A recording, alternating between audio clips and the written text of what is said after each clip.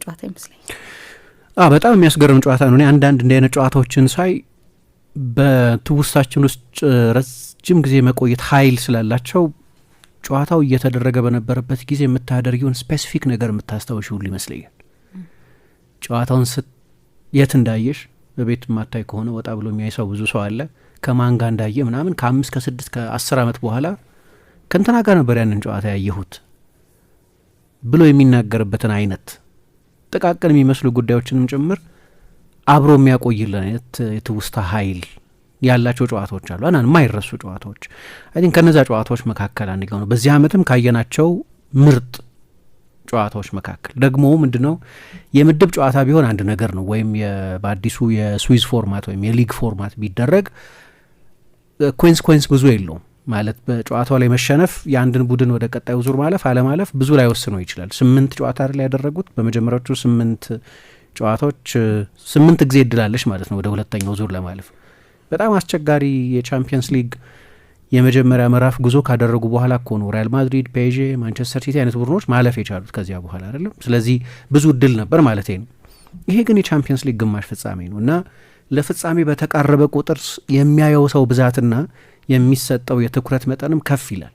አሁን የትላንትናውን አይነት ጨዋታ የማይዘነጋ ከሚያደርጉት ነገሮች አንዱ ስቴጁ ነው፣ ያሉበት ደረጃ። ቻምፒየንስ ሊግ ሴሚ ፋይናል ነው ጨዋታው የተደረገው። ስለዚህ እንደው ምሳ እንዳነሳሽው 6 ጎሎች መቆጠራቸው፣ ኦልሞስት ሁሉም ጎሎች ውብ መሆናቸው፣ ሁሉም 6ቱም ጎሎች ውብ መሆናቸው፣ እዚያ ላይ ደግሞ ያየነው የላሚን ያማል ምትሃት ከጎሉ ብቻ ሳይሆን በአጠቃላይ ኳስ በነቃ ቁጥር አሁን የሆነ ነገር ሊሆን ነው፣ የሆነ ነገር ሊያደርግ ነው፣ የሆነ ነገር ነው የሚያደርገው። አሁን እኔ ኤክስፔክት ማላረገውን የሆነ ነገር ያደርጋል። ያ ኤሌመንት ኦፍ ሰርፕራይዝ አለ።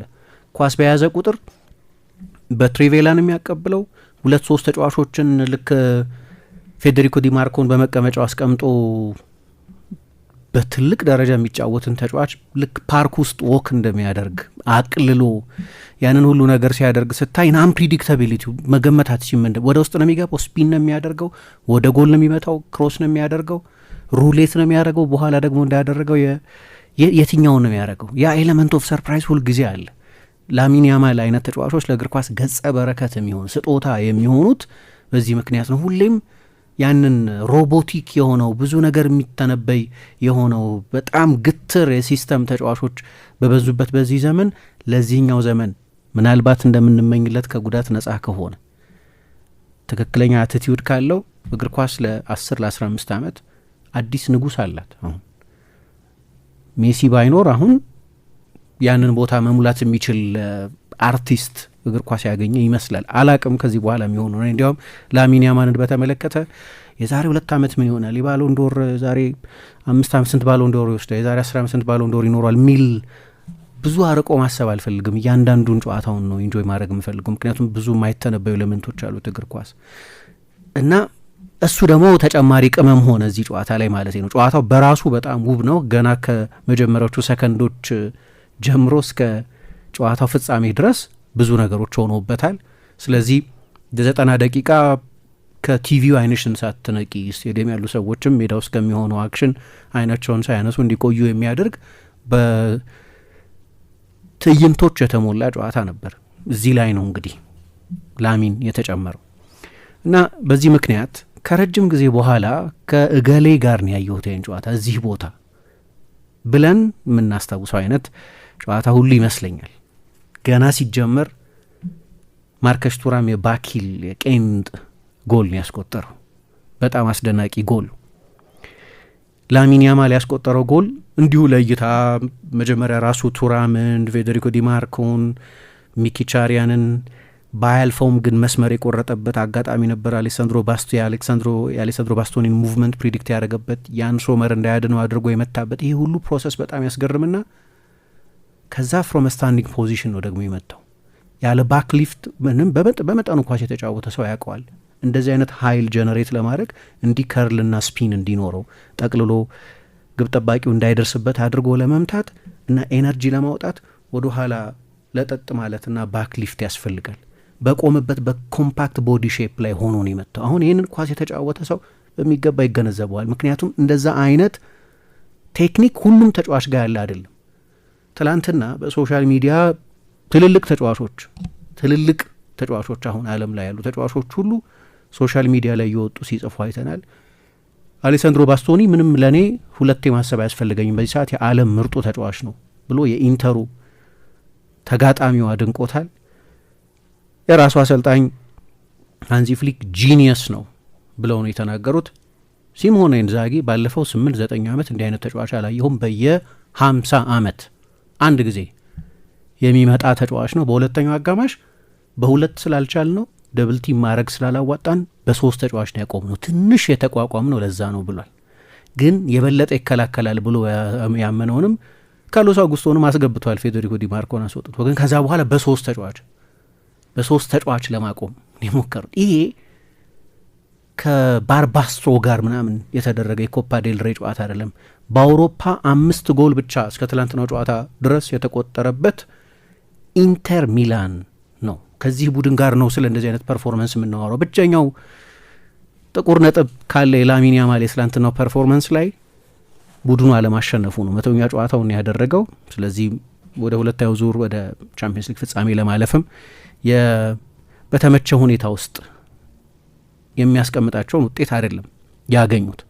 እንደተለመደው ሪከርዶች ሰብሯል። ትላንትና ገና ጨዋታው ሲጀመር ሪከርድ ነበር። ምክንያቱም ሪከርድ አይደለም ግን ሁለተኛው ሪከርድ ነው። በቻምፒየንስ ሊግ ሴሚፋይናል በትንሽ እድሜው በመጫወት ሁለተኛው ወጣት ተጫዋች ነበር። ዩሊያን ድራክስለር ለሻርከ ከማንቸስተር ዩናይትድ ጋር ይመስለኛል ያኔ ሲጫወት እንዲሁ እሱ ብቻ ነው ከላሚን ያማል ትላንት ከነበረበት እድሜ ያንስ የነበረው። ግን በጨዋታው ላይ ደግሞ ያንን የባርሰሎናን ካምባክ የጀመረውን ውብ ጎል ሲያስቆጥር በቻምፒየንስ ሊግ ታሪክ ኪሊያን ኤምባፔ የሞናኮ ተጫዋች እያለ 2017 ላይ ዩቬንቱስ ላይ የቻምፒየንስ ሊግ ግማሽ ፍጻሜ ላይ ጎል አስቆጥሮ በትንሽ እድሜ ጎል የማስቆጠር ሬከርድ የሱ ነበር። ያንንም ሬከርድ እዛው ጨዋታ ላይ አሻሽሎታል። ሁሉም ስሜቶች ግን በጨዋታው ላይ የነበሩበት ነው። ግን ማን የበለጠ በውጤቱ የሚደሰት ይመስልሻል? 3-3 ነው ያለቀው።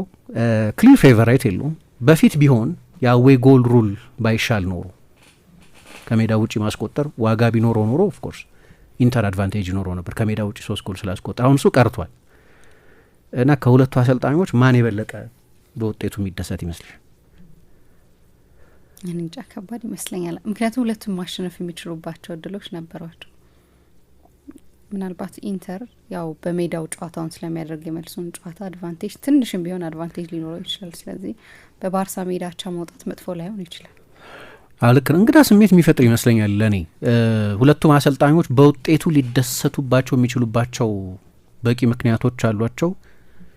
ግን ደግሞ ልናሸንፍ እንችል ነበር ብለው ቢያስቡም እና በሁለት የስሜት መምታታት መሀል ቢገኙ ምንረዳ ይመስለኛል። ምክንያቱም ከሲሞኔ ኢንዛጊ አንጻር ካየ ነው ቡድኑ በሰከንዶች ውስጥ ጎል አስቆጥሯል። በ20 ደቂቃ ውስጥ 2-0 እየመራ ነው። በ20 ደቂቃ ውስጥ 2-0 ከመራሽ ብዙ ጊዜ ታሸንፊያለሽ ወይ ማሸነፍ አለብሽ።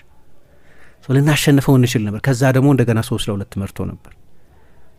ባርሰሎና በጨዋታው ላይ አንድም ጊዜ አልመራም። ኢንተር ግን መርቶ ነበር። አንዴ 1-0 አንዴ 2-0 ባርሳ ሲያስቆጥረም 2-1 ነበር። ከዚያ 3-2 መርቶ ነበር። በአውሮፓ በዚህ ዓመት በቻምፒየንስ ሊግ 5 ጎል ብቻ የተቆጠረበት የተከላካይ መስመር ሲኖርሽ እና በ20 ደቂቃ ውስጥ 2 ጎል ካስቆጠርሽ ጨዋታው ከ30 ደቂቃ ያነሰ ጊዜ ሲቀረው 3-2 ከመራሽ ማሸነፍ እንችል ነበር። እንዳልሹ በጠቅላላ ወደ ባርሴሎና ሜዳ ሄዶ 3-3 መለየት ጥሩ ውጤት መጥፎ ውጤት አይደለም። ቢያንስ ግን ደግሞ ማሸነፍ የሚችሉበት እድል ነበራቸው። በሃንዚ ፍሊክ በኩልም እርካታ የሚኖር ይመስለኛል። ምክንያቱም እንደገና ፋይት ባክ አድርገዋል። በቀደም በኤል ክላሲኮ መርተው ነበር፣ ግን 2-1 ይመሩ ነበር። ከዛ ፋይት አድርገው በኋላ 3-2 አሸንፈዋል። ቡድኑ ብዙ ከምባኮች በዚህ ዓመት በብዙ ጨዋታዎች ላይ በበርካታ ጨዋታዎች ላይ እያሳየ ነው። ምናልባት አድማጮቻችን ትዊተር ላይ ምናምን ካሉ ሊያገኙት ይችላሉ። አንድ ልክ የኢንተር ጎል ሲቆጠር 3-2 ሲሆኑ ፔድሪ ያደረገውን ነገር ብታይ በቀጥታ ኳሱን ከመረብ ይዞ ወጥቶ ምንም ሳያቅማማ ወይ ጎል ሲቆጠር የስህተት ተሳትፎ ነበራቸው ብሎ ሌሎች ጓደኞቹ ላይ ወቀሳ ሳያቀርብ በቀጥታ ነው ወደ መሀል ሜዳ ይዞት የመጣው። ከምባክ እንዳላቸው እንዳመነ ተጫዋች አይነት ሃንዚ ፍሊክ 2 ጊዜ ቡድኑ ደግሞ ከ2-0 ከ3-2 መመራትም ተነስቶ አቻ ስለወጣ ደስ ይላቸዋል። ግን ደግሞ በሜዳቸው ሳያሸንፉ ስለወጡ መጠነኛ ቅሬታ ሚኖር ይመስለኛል። ግን በጠቅላላው ጨዋታው ውብ ነበር። እንግዲህ ከጨዋታው መጀመር አስቀድሞ የባርሰሎና ደጋፊዎችን የሚያስጨንቅ አንድ ዜና ተሰምቶ ነበር። ላሚን ያማል ላይሰለፍ ይችላል እያሟሟቀ በነበረበት ጊዜ ከሮናልዶ አራውሆ ጋር ተነጋገረ። ጡንቻውን እንደ ጉዳት እንደገጠመው ሰው እያሻሸ ታየና በቀጥታ ወደ መልበሻ ክፍል ገባ እና የባርሰሎና ተጫዋቾች ለደቂቃዎች በሞንቱዊክ ሲያሟሙቁ፣ አሁን ደግሞ አይደንቲፋይ ታደረጊዋለች ጸጉሩ ብሎንድ ስለሆነ ስለዚህ ከሌለም ይታወቃል ማለት ነው እና አልነበረም። መጀመሪያ ላይናፑን አይተናል። ላሚን ያማል አልነበረበት። ነገር ግን ወደ መልበሻ ክፍል ሲመለስ ታየና በኋላ ጨዋታውን ከሚጀምሩ ተጫዋቾች ጋር ፌርሚን ሎፔዝ እንዲያሟሙቅ ተደረገ። የሆነ ይሹ እንደነበር ግልጽ ነው። መጀመሪያ የነበረው ፍርሃት እሱ ነው። በኋላ ግን ጨዋታውን ጀምሯል። ግን ጨዋታው ሲጀምር በውብ መንገድ የጀመረው ኢንተር ሚላን ነው። በጣም ግሩም ጎል ነው። የባርሰሎናን ሃይላይን ምን ልናነሳ እንችላለን፣ ግን ከኢንተር ፐርስፔክቲቭ በጣም አስደናቂ ጎል ነው። ማርከስ ቱራም በ2 ሳምንት ጊዜ ውስጥ 1 ቀን ብቻ ነው ልምምድ ያደረገው። ኢንተር የዋንጫ ጎማዎቹ በወላለቁበት ባለፈው ሳምንት ከኮፓ ኢታሊያ በውጪ በሆነበት 2 ጊዜ ሴሪያን ተሸንፈው አሁን መሪነቱ በናፖሊ እጅ በገባበት በዛ በጣም ቁልፍ በሆነ ሳምንት ውስጥ ቱራም አልነበረም። የባየር ሚኒክ ጨዋታ ላይ ስለተጎዳ ምን ያህል እንዳጎደላቸው ማየት ይቻላል። ምክንያቱም ኢንተር በእነዚህ 3 ጨዋታዎች አንድም ጎል አላስቆጠረም። ይሄ ሲሆን ከ13 ዓመት በኋላ ለመጀመሪያ ጊዜ ነው። ትላንትና ግን ተጽዕኖውን ለማየት ሰከንዶች ብቻ ያስፈልጉ ነበር። ምክንያቱም ኢንተር እዚህ ጨዋታ ላይ ባርሳን መምራት የጀመረው በማርከስ ቱራም ቄንጠኛ ጎል አማካኝነት ነው። በ30 ሰከንድ ውስጥ ነው ይሄ ጎል የተቆጠረው። ይሄም ሬከርድ ነው በቻምፒየንስ ሊግ ታሪክ። በሴሚፋይናል ፈጣኑ ጎል ሆኖ ተቆጥሯል። ቲኩስ ይሉታል በቅጽሉ ሲጠሩት። አባቱ ሊሊዮን ትላንት ስቴዲየም ውስጥ ነበር። የባርሰሎና ተጫዋች ሆኖ ተጫውቷል። ከካልቾፖሊ በኋላ ትልልቆቹ የሴሪያ ክለቦች ስታሮቻቸውን ማጣት ግድ ሲሆኑባቸው ብሎግራና ከዩቬንቱስ አንደኛው ያስፈረመው ተጫዋች ሊሊያን ሹራም ነበር። ሌላኛው ዛምብሮታ እንደነበር አስታውሳለሁ። ትላንትና ግን አባቱ የተጫወተበት ክለብ ላይ በጣም አስደናቂ ጎል አስቆጥሯል። ገና ሲነሳ ጀምሮ የሲሞኔ ኢንዛጊ የዚህ ጨዋታ ታክቲካል ፕላን ምንም እንደሆነ ማወቅ ይቻል ነበር። እንደዚህ አይነቱን ሃይላይን የምታጠቂው በዲፕ ራነርስ ነው። አሁን ሪያል ማድሪድ በመጨረሻዎቹ ሯጮች በተለይ በምባፔ ወይ በቪኒ በሮድሪጎ ከፊት ባሉ 3 ተጫዋቾች ነው የባርሰሎናን ሃይላይን ኤክስፖዝ ለማድረግ ይሞክር ነበር። በዚህ ዓመት በጣም ውጤታማ ስለሆነ የኦፍሳይድ ቀለበታች ሲስተማቸው በብዙ ጨዋታዎች ላይ እነዚህ አይነት የመጨረሻውን መስመር ለማጥቃት የሚሞክሩትን ተጫዋቾች በቀላሉ ከጨዋታ ውጭ ማድረግ ይቻል ነበር። ትላንትና ግን ምናልባት ባርሰሎና በዚህ ዓመት አታላንታ እንደገጠመ አውቃለሁ፣ ግን ስንት ጊዜ ባክስሪ ቡድን እንደገጠመ አላውቅም። እንዲህ አይነት ዲፕ ራነሮች የሏቸውም ሌሎቹ። ሁለቱም በቀኝና በግራ በኩል ያሉት የኢንተር የማጥቃት ዊንግ ባኮች ደግሞ ከጉዳት የተመለሰው ዴንዝል ደፍሪስ ከረጅም ጊዜ በኋላ ጨዋታ ጀምሯል። በቀደም የሮማ ጨዋታ ላይ ተቀይሮ ገብቶ ነበር የተጫወተው።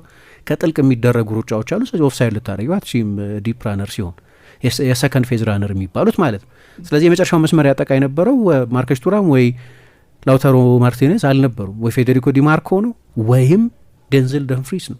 ምክንያቱም ስታርቲንግ ፖይንታቸው ጥልቅ ነው። ስለዚህ የባርሰሎና ሃይላይን አያገኛቸውም፣ የኦፍሳይድ ሲስተሙ አያገኛቸውም። ስለዚህ በቀላሉ የባርሰሎና ሰፊ ስፔስ ማጥቃት ይቻላል ማለት ነው። ቀላል አይደለም። ማርከስ ቱራም ቀላል አይደለም። በኋላ ወይ በደንብ እናነሳዋለን እንዴት አስቸጋሪ እንደሆነ ሲናገር። ምክንያቱም ኳሱን እንኳ ብንቀማ ከዛ በኋላ 70 ሜትር መሮጥ አለብናል። እሱ ደግሞ ቀላል አይደለም። እንዲሁ ለሚያየው ሰው ቀላል ይመስላል የባርሰሎናን ሃይላይን ማጥቃት። ከዛ ደግሞ 11ዱም ተጫዋቾች እኛ ሜዳ ላይ ናቸው። ስለዚህ ኦፕሽን የለንም፣ ያፍኑናል። እዛው በ5 ሰከንድ ውስጥ ኳሱን ይቀማሉ። ስለዚህ ቀላል አይደለም ብሎ ተናግሯል። ግን አንድ መንገድ ካለ ይሄኛው ጎል የተቆጠረበት መንገድ ነው። በዚህ መሀል ደግሞ ቴክኒክ ያስፈልጋል። ምክንያቱም ኒኮሎ ባሬላ በውጭ እግሩ ለዴንዝል ደንፍሪስ የሰጠው ኳስ በጣም አስደናቂ ነበር። ዴንዝል ደንፍሪስ መጀመሪያ ክሮስ ሊያደርገው ሞክሮ ነበር ለላውታሮ ማርቲኔዝ፣ ግን በመሀል ብዙ ጥራት አልነበረውም። የዡል ኩንዴ ክሊራንስ በግራ እግሩ ነው ክሊር ለማድረግ የሞከረው። ስለዚህ ዴንዝል ደንፍሪስ በዚሁ ተመሳሳይ አክሽን 2 ጊዜ ክሮስ ለማድረግ እድል አገኘ ማለት ነው። በእሱ ተቃራኒ የተጫወተው ጄራርድ ማርቲን ነው ትላንት። በእሱና በአሌሃንድሮ ባልዴ መካከል ያለው ልዩነት ፍንትቡ ብሎ የታየበት ጨዋታ ትላንት ነው። በማጥቃቱም በመከላከሉም ጊዜ ከሌቫንዶቭስኪ በላይ ትልቁ ጦት የዚህኛው ተጫዋች። ምክንያቱም ሌቫንዶቭስኪ በሌለበት ጊዜ ባለፈው ሪያል ማድሪድ ላይ 3 ትላንትና ኢንተር ላይ 3 ጎል አስቆጥረዋል።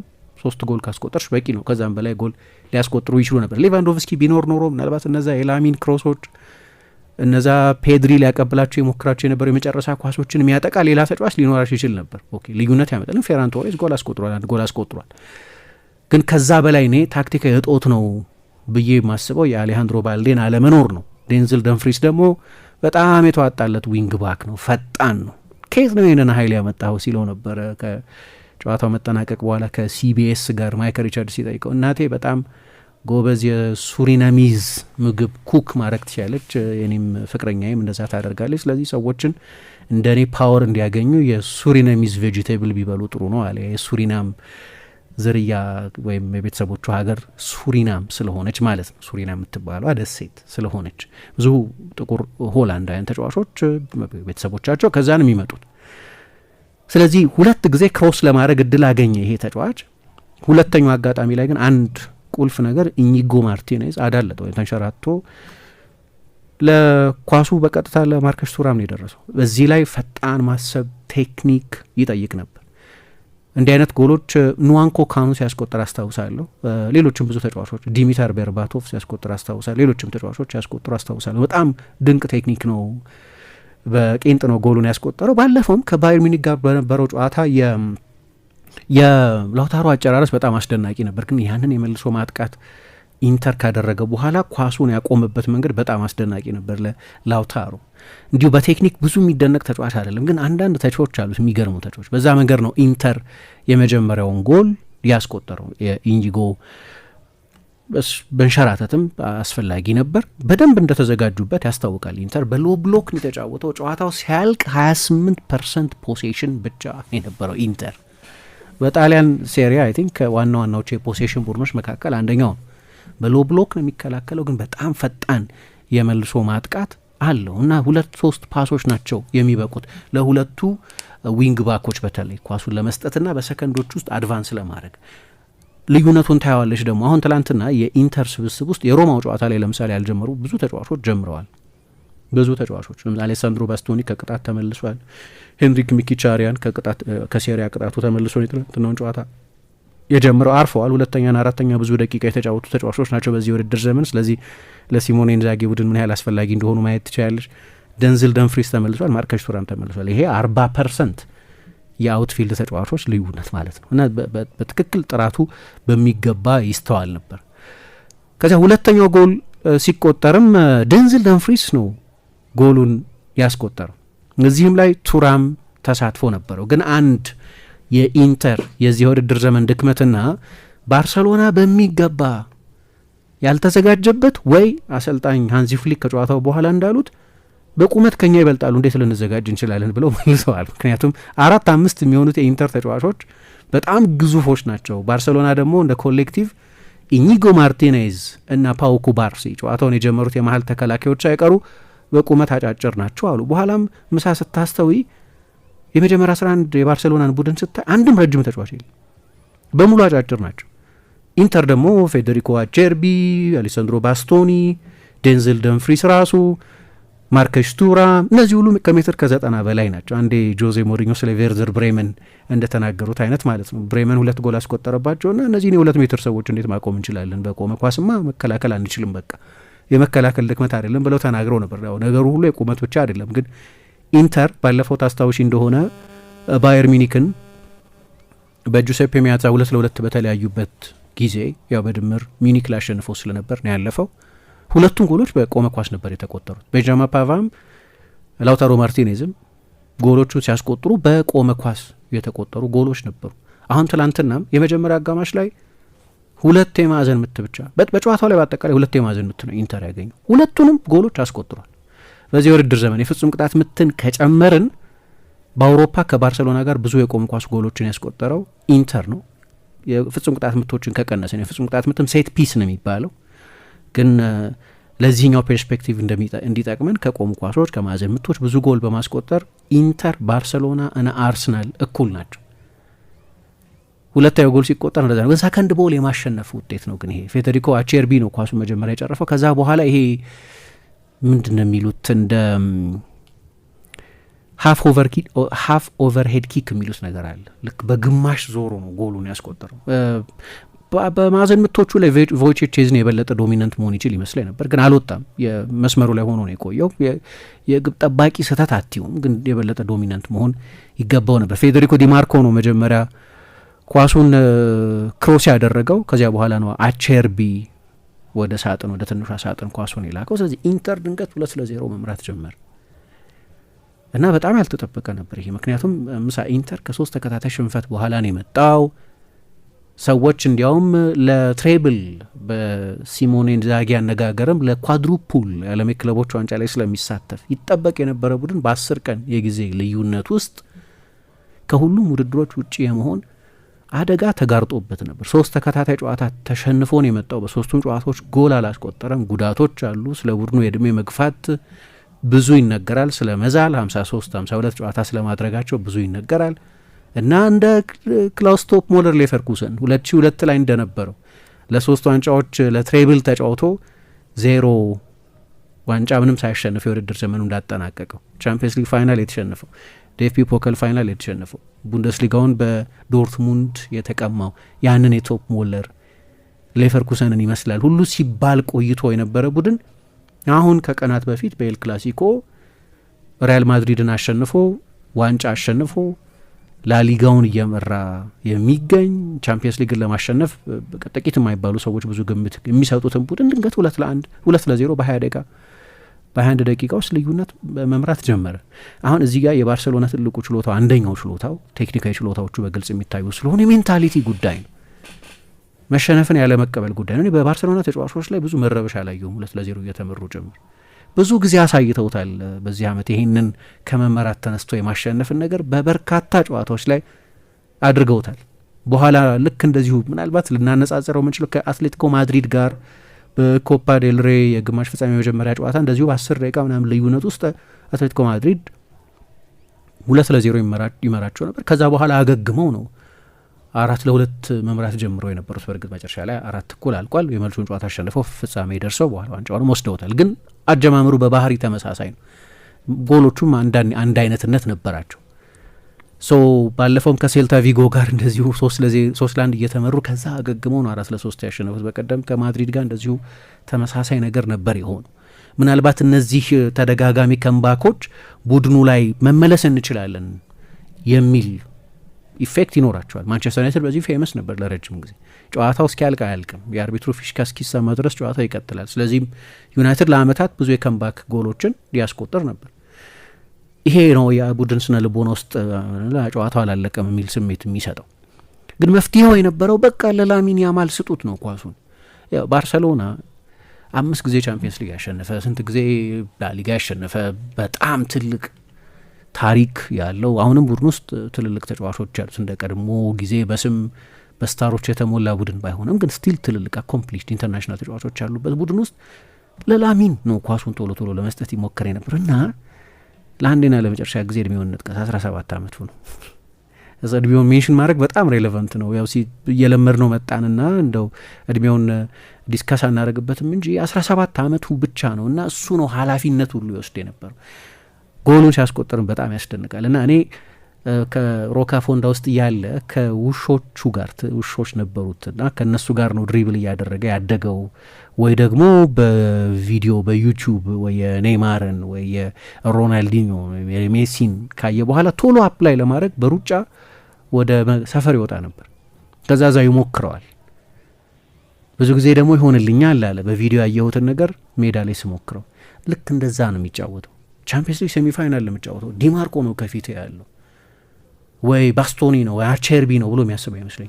በቃ ሰፈር ውስጥ ያኔ ሮካ ፎንዳ ውስጥ በነበረው መንፈስ ነው የሚጫወተው። ስቴጁ አያስፈራውም፣ ባላጋራዎቹ አያስፈሩትም፣ የብሉ ግራና መለያ መልበሱ አያስፈራውም፣ ኢንተር ከፊቱ መቆሙ አያስፈራውም፣ የሪያል ማድሪድ ከፊቱ መቆሙ አያስፈራውም። በአውሮፓ ዋንጫ ላይ እንዳየነው ከእንግሊዝ ጋር መጫወቱ አያሸብረውም፣ ከፈረንሳይ ጋር መጫወቱ አይደንቀውም። 16 ዓመቱ ሆኖ 17 ዓመቱ ሆኖ ሜንታሊቲው እንደዛ ነው። እንዴት እንደዛ እንደተሰራ ይደንቀኛል በጣም። ያንን ሲያደርግ ሰፈር ውስጥ እንደሚጫወት ተጫዋች፣ ፓርክ ውስጥ እንደሚጫወት ተጫዋች፣ ሮካ ፎንዳ ውስጥ እንደሚጫወት ተጫዋች ነው የሚያደርገው። እንዴት አይነት ሜንታሊቲ እንደሆነ ይገርመኛል። ይሁ ስለ ቴክኒክ ችሎታው ነው ብዙ የምናደንቀው፣ ግን አእምሮ በጣም ጠንካራ ነው። ሜንታሊቲው በጣም ጠንካራ እና ለረጅም ጊዜ አዲሱን ካምፕ ናውን አሁን እያሳየ ባለው ክህሎት ማያልቅ ተዘቆ ማያልቅ ተሰጥኦ ያለው ተጫዋች ስለሆነ ለረጅም ጊዜ አዲሱን ካምፕ ናውን የሚያስውብ አይነት ተጫዋች ነው። ያ ጎል ያንን ያብራራል። አምፕሌየብል ነው፣ ልታቆሚው አትችይም፣ መገመት በጣም ያስቸግራል። አሁን ኳሱን ሲቀማ በ17 ዓመት ተጫዋች በጣም ጠንካራ ነው። ከማርከስ ቱራም ጋር የተጋፋው ከዛ ቀጥሎ ያለፈው ፌዴሪኮ ዲማርኮ ነው። ቀጥሎ ያለፈው ሄንሪክ ሚኬቻሬን ነው። ከዛ በኋላ እንዳልኩት ሰውነቱን ምንድነው ሳይከፍት ስፒን ሳይኖረው ወደ አንዱ ሳያጋድል ልክ በቆመበት በስታንዲንግ ፖዚሽን ነው ወደ ጎል የመታው። በጣም ከባድ ነው። ይሄንን ቴክኒክ ዝም ብሎ ኳስ ሰው አስቀምጦ መሞከር ይችላል። እንደዚህ አይነት ኃይል በጣም ኃይለኛ አይደለም፣ የበለጠ ከርል ነው፣ ግን ቢሆንም የሆነ ኤነርጂ ይፈልጋል ከያን ሶመር በላይ ለማድረግ ያንን የጎሉን ክፍል ለማግኘት። ይህንን ጎል አድንቄው አልጠቅምም። ከዛም የበለጠ የተዋበ ጎል ሊያስቆጠር ተቃርቦ ነበር ከደቂቃዎች በኋላ። ግን ይሄ ጎል የተቆጠረው 17 ዓመት ከ292 ቀኑ ላይ ሆኖ ስለነበር ለዚህ ነው በቻምፒየንስ ሊግ ግማሽ ፍጻሜ ሬከርድ የሆኑ። ከዚያ በኋላ በጣም ጠባብ በሆነ የሜዳ ክፍል እኔ ያው የባርሴሎና ሰው አይደለም፣ የግራግር ተጫዋች አይደለም፣ ልክ እንደ ሜሲ ሁሉ በላማሲ አይደለም ያደገው። ስለዚህ ከሜሲ ጋር ማነጻጸር ባህሪያዊ ነው። አዲሱ ሜሲ ሜሲ አልጋ ወራሽ ምን ማለት ትክክል፣ የሜሲ ባህሪያትም አሉት። ግን የአንድ ተጫዋች ኮፒ ብቻ አይደለም። ኔይማርን የሚመስል ነገር አለው፣ ሮናልዲኞን የሚመስል ነገር አለው፣ ሮበንን የሚመስል ነገር አለው፣ ሜሲን ኦብቪየስሊ ሜሲን የሚመስል ነገር አለው። አሁን እነዚህ ሁሉ ደግሞ የተካኑ ድሪብለሮች ናቸው፣ አርቲስቶች ናቸው፣ እግር ኳስ ውስጥ የሚጨመሩ ማጣፈጫ ቅመሞች ናቸው። አሁን የዚህኛው ዘመን እግር ኳስ የሲስተም ስርዓት መጣና ተጫዋቾች ፓሰር ብቻ ዋን ዳይሜንሽናል ተጫዋቾች ብቻ ሆኑ እና አሁን ምን ሊያደርግ ነው ብሎ ወደ ወንበር ጫፍ የሚያስጠጋ ወይ የሆነ ልዩ አክሽን ወደ መጠበቅ የማይጠበቅ አክሽን የሚያደርግ በቃ ግን የሆነ ነገር ሊያደርግ ይችላል። ላሚን ያማል ኳስ በያዘ ቁጥር ያለኝ ስሜት እንደዛ ነው። ዝም ብሎ አንዳንድ ጊዜ ኦኬ የሆነ ፓስ ያደርጋል ምናምን፣ ግን ብዙ ጊዜ ግን ቢሆንም ባይሆንም ከኢማጂኔሽን በላይ የሆነ ነገር ይሞክራል። በጣም አስደናቂ ተጫዋች ነው። ስለዚህ ሌላ ውብ ጎል ለማስቆጠር ተቃርቦ ነበር። አሰልጣኙም አይ ከዚህ በኋላ ማቆየት ለኤምባረስመንት ነው ብሎ ያሰበ ይመስለኛል። ፌዴሪኮ ዲማርኮ አልመለሰውም ከረፍት በኋላ ሲመለስ ዘጭ ነው ያደረገው። በዛ አጋጣሚ ላይ ከጠባብ አንግል ብረት መልሶ ትናንትና 2 ጊዜ ብረት መልሶበታል። አንደኛው ይሄኛው ቅጽበት ነው የነበረው፣ ግን ከዛ በፊት የነበረው ፕሮሰስ በጣም ያስደንቅ ነበር። ያን ሶመር ወደ ውጭ አውጥቶታል። ባርሴሎና አቻ ሲሆን ይሄም ጎል በጣም ውብ ጎል ነው። አንደኛ 14 ጊዜ ቅብብል ነበረው፣ ያልተቆራረጠ 14 ቅብብል ነበረው። በሃይ ስፒድ የተደረጉ ቅብብሎች ናቸው። ሌላኛው አስደናቂ ተጫዋች ፔድሪ ነው ኳሱን ክሮስ ያደረገው ለራፊኛ ደግሞ ወደ ሳጥን ኳሱን አጠፈው። ከዛ በኋላ ነው ፌረን ቶሬዝ ጎሉን ያስቆጠሩና ጨዋታው 2-2 ሆነ። ከረፍት ሲመለሱ ሁለቱም አሰልጣኞች ለውጦች ያደርገዋል። በባርሴሎና በኩል አስገዳጅ ለውጥ ነበር፣ የዡል ኩንዴ መጎዳት። በዚህ ዓመት ከሁሉም የባርሳ ተጫዋቾች በላይ ብዙ ደቂቃ ሜዳ ውስጥ የቆየው ተጫዋች እሱ ነው። ስለዚህ ለአሰልጣኙ በጣም አስፈላጊ ነው። ግን ከላሚን ጋር ያለውንም ኬሚስትሪ አጥተውታል። በተለይ ደግሞ ኢንተር ያንን የባርሴሎና አደጋ በአብዛኛው ይፈጠርበት የነበረውን የቀኝ መስመር አንዴ ላሚንን በ3 ተጫዋች በማስያዝ የበለጠ በአንድ ለአንድ መከላከል የተካነ ተጫዋችን ካርሎስ አውጉስቶን በማስገባት ሲቆልፈው ባርሰሎና ደግሞ ኦቨርላፕ የሚያደርግ የክንፍ ተጫዋች አጣ። አሁን የባርሳ ኦቨርሎድ በቀኝ በኩል ነው የሚደረገው። ምክንያቱም በግራ በኩል ጄራርድ ማርቲን የደንዝል ደንፍሪስን ቀጥተኛ ሩጫዎች መቆጣጠር አለመቻሉ ብቻ አይደለም፣ 2 ጊዜ ነው ክሮስ ለማድረግ በሰከንዶች ውስጥ እድል ያገኙ። በሌሎችም አጋጣሚዎች እንግዲህ ትላንትና የጨዋታው ኮከብ ሆኖ ወጥቷል። ብዙ ሰዎች እንደ ካፉ እንዲጫወት ያደረገው ጄራርድ ማርቲንም ነው ይላሉ። የራሱ ብቃት እንዳለ ሆኖ ኢንተርም ምን ያህል አቶት እንደነበር በግልጽ ማየት ይቻላል። ዳርሚያን ሲጫወት ተመሳሳይ አውትሌት መሆን አይችልም። ተመሳሳይ አትሌቲሲዝም፣ ተመሳሳይ ማጥቃት ችሎታ ያለው ተጫዋች ባለመሆኑ የተነሳ ግን ሌላ ያጡት ነገር ጄራርድ ማርቲን የአሌሃንድሮ ባልዴ ፍጥነት ስለሌለው ራፊኛ በቃ እንደ ክንፍ ተጫዋች እንዲጫወት ሆነ። ራፊኛ የክንፍ ተጫዋች ነው በስም ኖሚናል ነው፣ ግን ፎልስ ሚድፊልደር ወይም እንዴት ነው ፎልስ 8 ነገር ነው። ምክንያቱም ብዙ ጊዜ አግድሞሽ ሩጫ ነው የሚያደርገው እና ተቾቹን ብታይ 40% የሚሆኑ ተቾቹ ወደ ሴንትራል ቦታዎች ላይ ወደ መሀል መጥቶ ነው የሚነካው። እንደ ንጹህ የክንፍ ተጫዋች አይደለም የሚጫወተው። ብዙ ጊዜ አግድሞሽ ሩጫ እያደረገ ወደ መሀል ይመጣል። ብዙ ጊዜ እነ ፔድሪ በሚገኙበት ዞን አካባቢ የሚገኝ ነው። ምክንያቱም ከውጭ በኩል የሜዳ ስፋት የሚሰጥ በጣም ጎበዝ የአንድ ለአንድም ተጫዋች ነው አሌሃንድሮ ባልዴ። በጣም ጎበዝ ክሮሰርም ነው። ይህንን አጥተው ስለነበር በግራ በኩል እንዲህ አይነት ችግር አለባቸው። በቀኝ በኩልም ሌላኛውን ፉል ባክ አጡ። ሁለት በጣም አሪፍ የመስመር ተከላካዮች ናቸው እነዚህ። ኤሪክ ጋርሲያ የመሀል ተከላካይ ነው፣ መጫወት ይችላል። በመከላከል ያንን ቦታ መሸፈን ይችላል፣ ግን በማጥቃት በኩል ያጎርላል። የላሚን ተጽዕኖ እንደ መጀመሪያ አጋማሽ ጎላ ያላለበት አንደኛው ምክንያት በኢንተሩ አሰልጣኝ ውሳኔም ነው፣ ግን ባርሴሎና ባጣው ተጫዋችም ምክንያት ነው። ስለዚህ ሁለቱም አሰልጣኞች ለውጥ አድርገዋል። በኢንተር በኩል ላውታሮ ተጎድቶ ስለነበር የግድ አጥቂ መቀየር ነበረባቸው። በአሰልጣኙ ሜህዲ ታሬሚን ያስገቡት። ስለዚህ ቱላ ነው የሚባለው አይደለም፣ ቱራምና ላውታሮ አብረው ሲጀምሩ ቱታ ሆነ ማለት ነው። ምክንያቱም ቱራምና ታሬሚ አንድ ላይ ስለሆኑ ኢራናዊ አጥቂ ነው በኋላ ተቀይሮ የገባው። በኢንተር ብዙ አልተሳካለትም፣ ግን ሌላ ተጨማሪ ቁመት ያለው ተጫዋች ያገኙ ማለት ነው። ስለ ቁመት ያነሱ ነበር ሃንዚ ፍሊክ። ሁለተኛ አጋማሽ ላይ ዴንዝል ደንፍሪስ በድጋሚ የቆመ ኳስ የመከላከል ድክመት ነበር፣ የባርሰሎና የቆመ ኳስ የመከላከል ድክመት እና ኢንተር ሁለት የማዕዘን ምት አግኝቶ ሁለት ጎሎች አስቆጠረ ማለት ነው። ግን ብዙ አልቆየም። በሁለት ደቂቃ ውስጥ ነው ራፊኛ መጨረሻ ላይ ኦን ጎል ነው የሚባለው፣ ምክንያቱም ብረት መልሶ ሲመጣ ያን ሶመርን ገጭቶ ነው ጎሉ የተቆጠረው እና ራስ ላይ የተቆጠረ ጎል ተብሎ ነው የሚጻፈው። ግን በጣም ኃይለኛ የሚደንቅ ምት ነበር። በእነዚህ ውስጥም የላሚን ተሳትፎ ነበር። ኳሱን ትቶታል። አሁን ይሄ ነን አሲስት ግን ኦልሞስት አሲስት ነው። ኳሱን አልነካውም። አብዛኛው ስራ የራፊኛ ስራ ነው የነበረው፣ ግን ምን ያህል ስማርትም እንደሆነ ያሳያል። እና ሶመር እድለኛ አልነበረም፣ ግን ምቱ የሚያስደንቅ ነበር። አንድ በጣም ጎበዝ ደራሲ ያለ ጆኤል ዶከር የሚባል በጣም የሚደነቅበት አንደኛው ነገር ትዊስቶቹ የመጨረሻዎቹ ገጾች ላይ ነው የሚመጡት። ሌት ትዊስቶች ያሉት ነው ተብሎ ይነገራል። ትሩዝ አባውት ሃሪ ኩቤክ የሚባል ሃሪ ኩቤክ አፌር የሚባል አንድ መጽሐፍ አለ።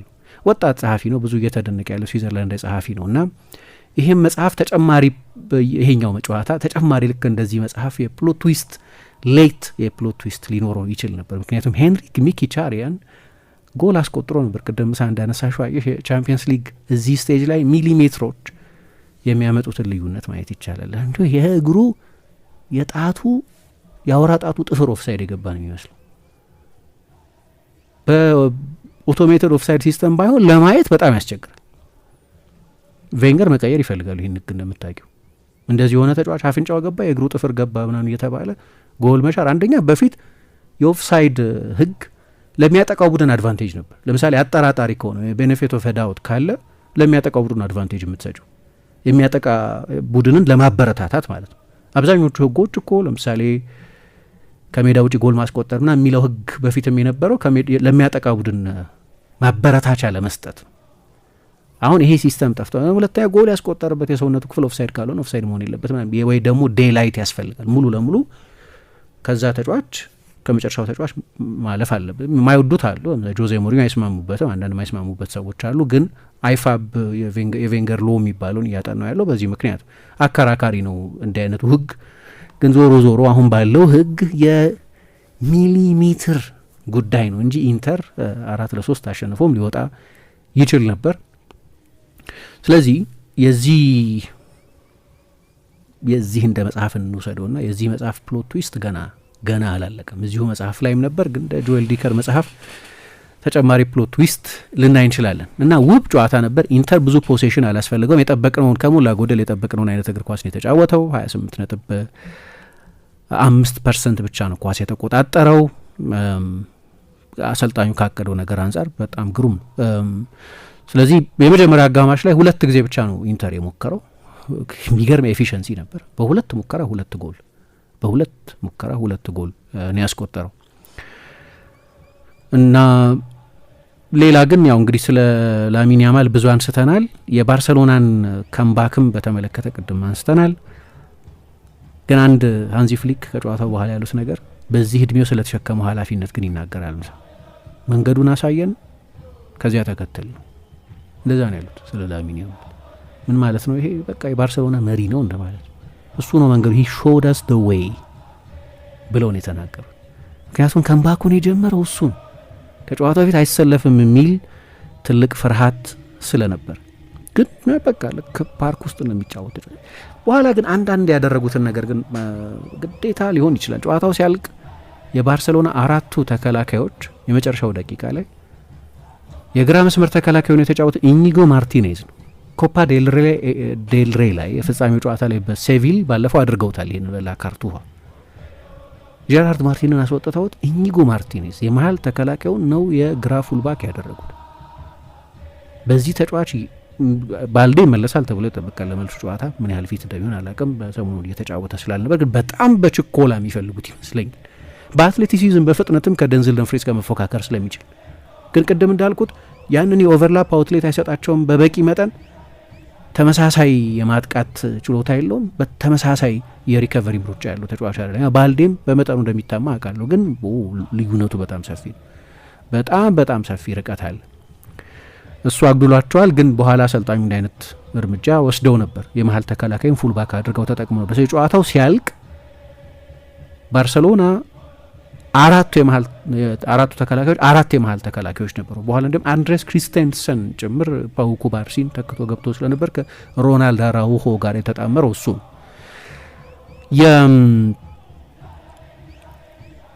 የባርሰሎናን እንግዳ ጨዋታ በተመለከተ እኔ አሁን ለማሰብ ይቸግረኛል። ለባርሰሎና በሀይ ላይ ነው የሚጫወት ሌላ ቡድን በዚህ አግሬሽን የሚጫወት ቡድን ለማነጻጸር የሚቸግር ይመስለኛል። ለዚህ ነው ከጨዋታውን በኋላ ዲስከሽን የሆነው። ግን ለስንተኛ ጊዜ እንዳወራን አላውቅም ይህንን በተመለከተ። አሁን ሲሞኔ ኢንዛጊ እንዳለ 2 ዋንጫ አሸንፏል ኦልሬዲ ባርሰሎና በዚህ ዓመት ሱፐር ኮፓ ኢስፓኛን እና ኮፓ ዴል ሬን አሸንፏል። ለሌሎች 2 ዋንጫዎች እየተጓዘ ያለ ነው። ለላሊጋው ሰፋ ያለ እድል አለው። ቻምፒየንስ ሊግ ሴሚ ፋይናሊስት ነው። ምን ልትሉ ትችላላችሁ? አልሰራም ልትሉ አትችሉም። ይህን ያህል ርቀት መጥቶ ቡድኑ አልሰራም ሊባል አይችልም። ኦፍኮርስ እንደ ድክመት ኤክስፕሎይት ልናደርገው እንሞክራለን። አልሰራም ሊባል አይችልም። እና ደግሞ ይቺ ከጨዋታ ውጭ ያለችዋን ሲስተም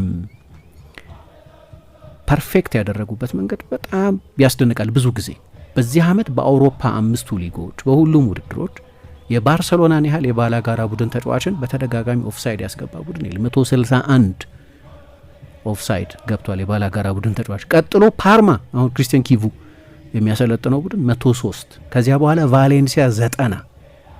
እንግዲህ ከ100 በላይ የባላጋራ ቡድን ተጫዋችን ኦፍሳይድ ያስገቡ ቡድኖች 2 ብቻ ናቸው። ግን በሁለቱ መሀል ኦልሞስት የ60 ልዩነት አለ። ባርሰሎና ይህንን ፐርፌክት አድርጎታል።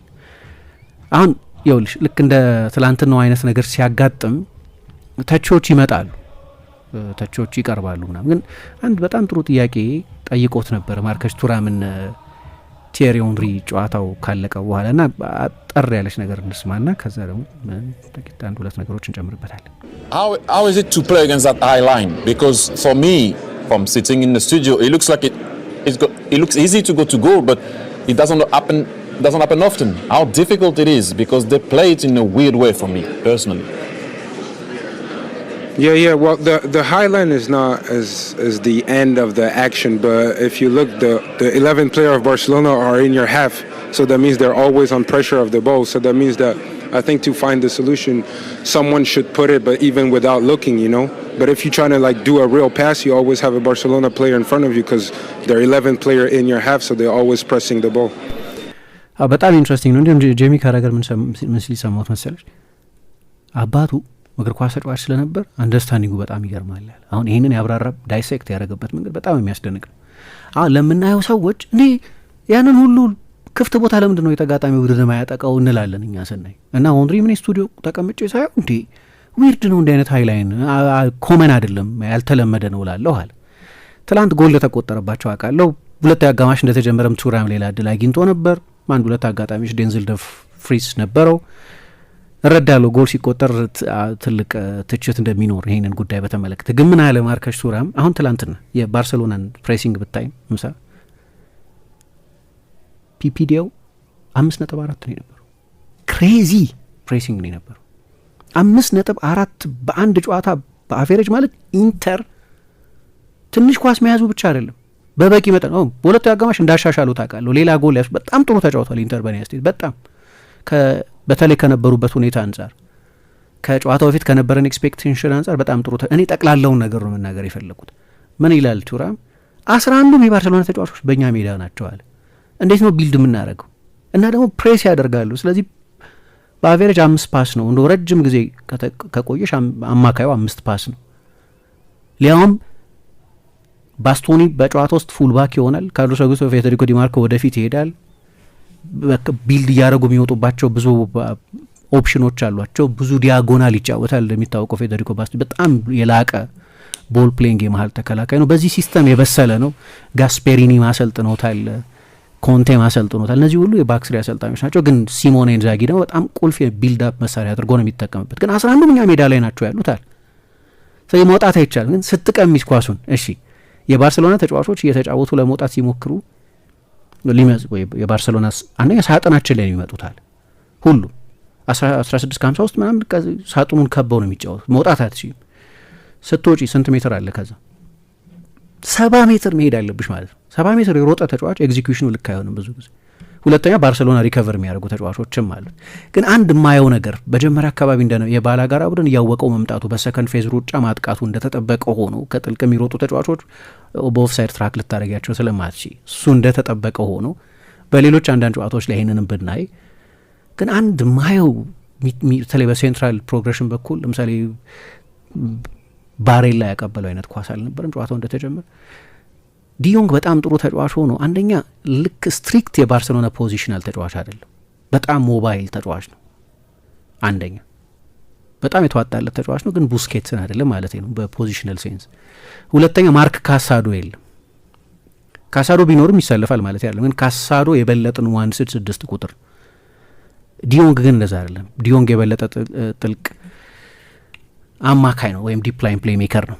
ባርሴሎና የሚጫወትበትን ሀይላይን ብታይ 52.2 ሜትር ነው ከጎላቸው ረቀው መከላከል የሚጀምሩበት ሜትር። በቃ መሀል ሜዳ ላይ ሆኖ ነው የሚከላከሉ። ልክ አንጅ ፖስቴኮግሉ አንዳንድ ጊዜ ቶተንሃም ውስጥ እንደሚያደርጉት፣ ግን ይሄኛው የበለጠ ኳሊቲ የበለጠ ስትራክቸርድ የሆነ ቡድን ሆኖ ማለት ነው። ከዛ ከባርሴሎና ቀጥሎ ሁለቱ አርሰናልና ባየር ሚኒክ ናቸው በጣም በአግሬሲቭ ሀይላይን የሚጫወቱት። ስለዚህ ይሄም ትላንት በጣም ያው ባርሴሎና በየሳምንቱ ላላየ ሰው እንግዳ ነው ይሄ ምክንያቱም ይሄ በጣም የተለየ መንገድ ነው። ጥሩ ነው ማለት ሳይሆን ግን ከሌሎች ትልልቅ ቡድኖች ከሚያደርጉት በጣም የተለየ ነው። ላሚን ያማልን በተመለከተ ሃላንድ ጽፏል፣ ሪዮ ፈርዲናንድ ጽፏል። የኢንተር ተጫዋቾች ራሳቸው በሰልፍ በወረፋ አደንቀውታል። ትላንትና ዩኒክ ተጫዋች ነው የባላጋራ ቡድን ተጫዋቾች ሁሉ።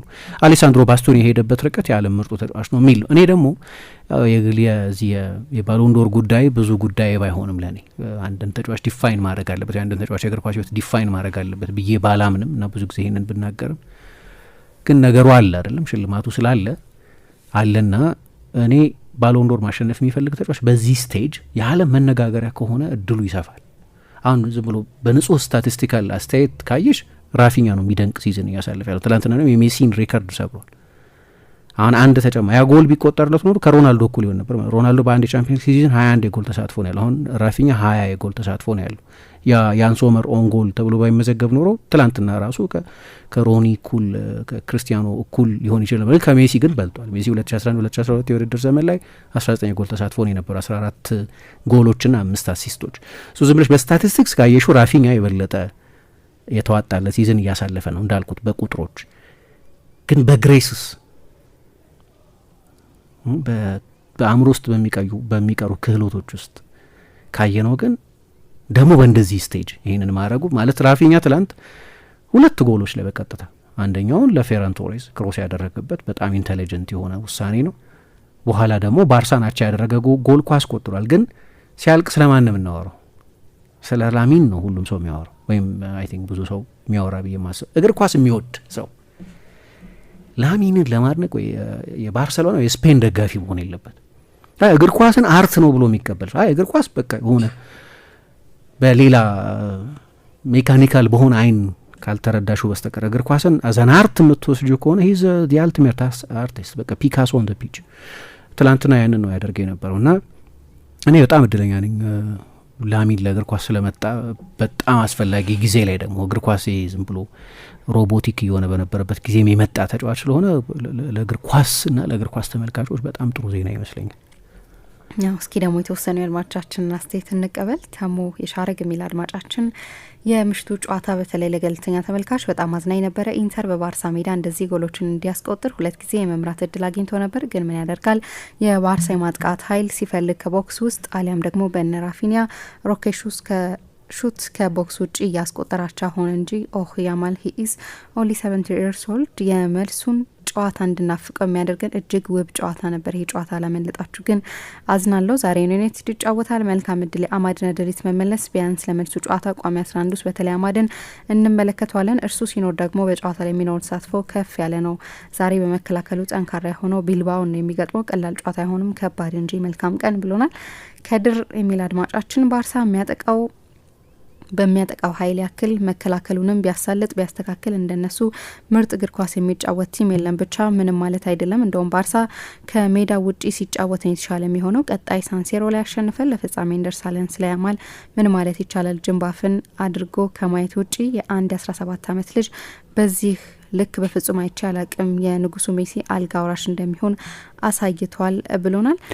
ከሜዳ ውጭ የመጫወትን ፍሊክም አንስተውታል። ከአትሌቲኮ ማድሪድ ጋር እኮ እንደዚህ ነው የሆነው አሉ። 4 እኩል ጨረስንና እዛ ሄደን አሸንፈን አልፈናል። ስለዚህ ለእኛ ብዙ ልዩነት የለውም ከሜዳ ውጭ መጫወት። ቤርናቤው ላይ ሄደውም አሸንፈዋል እንደምታውቂው። ትልልቅ ከሜዳ ውጭ በተደረጉ ጨዋታዎች ላይ አሸንፈዋል። ሬከርዳቸው በጣም ጥሩ ነው ከሜዳ ውጭ ያላቸው ሬከርድ። ስለዚህ የሆም አድቫንቴጅ ደግሞ በዚህ በአዌይ ጎልስ ሩል ምናምን ዲክቴት የማይደረግ ስለሆነ አሁን የዛሬ 2-3 ዓመት የዛሬ 5 ዓመት የነበረው አይነት አድቫንቴጅ የለውም 3 እኩል መውጣት ከሜዳ ውጭ ለተጫወተው ቡድን። ስዬ ኔዋ የሚል አድማጫችን ላሚን ያማልን ለመግለጽ በቃ ቃል የለኝም። የትልቅ ጨዋታ ተጫዋች ነው። ይህንን ብቃት በዚህ እድሜው ያሳየ ማንም ተጫዋች የለም። ብቻ ከጉዳት ይጠብቀው እንጂ ዓለምን ጉድ የሚያስብል ልጅ ነው። ጨዋታው በጣም ምርጥ ጨዋታ ነበር። ኢንተር የዋንጫ ቡድን መሆኑን አሳይቷል። እኔ ግን ባርሴሎና ፔዥ አልፎ ፍጻሜ ላይ ምርጥ ጨዋታ ብናይ ምኞቴ ነው ብሎናል። አናኒያ ዛሪያ የሚል አድማጫችን ከኳታር ዓለም ዋንጫ የፍጻሜ ጨዋታ በኋላ ልብ አንጠልጣይ ማራኪ ጨዋታ ላስመለከቱን ተጫዋቾች ምስጋና ይገባቸዋል። ከምሽቱ ጨዋታ ተነስተን ባርሴሎና ከፊቱ ብሩህ ጊዜ እንደሚጠብቅ አመላከተ። በቴክኒክ ክሎቶ የተካኑ በራስ መተማመን ያላቸው ተጫዋቾችን የያዘው ክለብ በሚቀጥሉት ዓመታት ተጨማሪ ዋንጫ፣ ደስታ፣ ፌሽታ ለደጋፊውና ለእግር ኳስ ቤተሰቡ ያጎናጽፋሉ። በሌላ በኩል ኢንተር ጨዋታውን ልምድና ታታሪነት በተላበሱ ተጫዋቾች ታግሶ ጨዋታውን ለማሸነፍ የነበረው ፍላጎት የሚደነቅ ነው። በሳንሲሮ የምሽቱ ጨዋታን መድገም የሚችሉ ከሆነ የደጋፊ አድቫንቴጅ ተጠቅመው ለፋይናል ይደርሳሉ ብዬ ገምታለሁ ብሎናል። የምጭሻ አስተያየት እንቀበል። ዘሪሁን ሞገስ የሚል አድማጫችን የማታው ጨዋታ ገና የማስጀመሪያ ፊሽካው ከተነፋበት ሰዓት ጀምሮ የማብቂያው 93 ደቂቃ ድረስ እጅን ባፍን የሚያስይዝ አስገራሚ ድንቅ ጨዋታ ነበር። ኢንተር ጨዋታ ውስጥ ባልነበረበት ሰዓት 2 ግቦች ማስቆጠሩ አስገራሚ ነው። ባርሳ የዚህን ያህል መጫወት የሚጠበቅ ነው። ኢንተር ግን በፍጹም በእንደዚህ አይነት አጫወት አልጠበቅኳቸውም። በተለይ ከረፍት መልስ ኢንተር አጫወቱ ግሩም ነበር። ተቀይረ የገቡት የኢንተር ተጫዋቾች ለቡድኑ አዲስ ጉልበት በመስጠትም ግሩም ነበሩ። ድንቅ ጨዋታ፣ ድንቅ ምሽት ነበረ ብሎናል።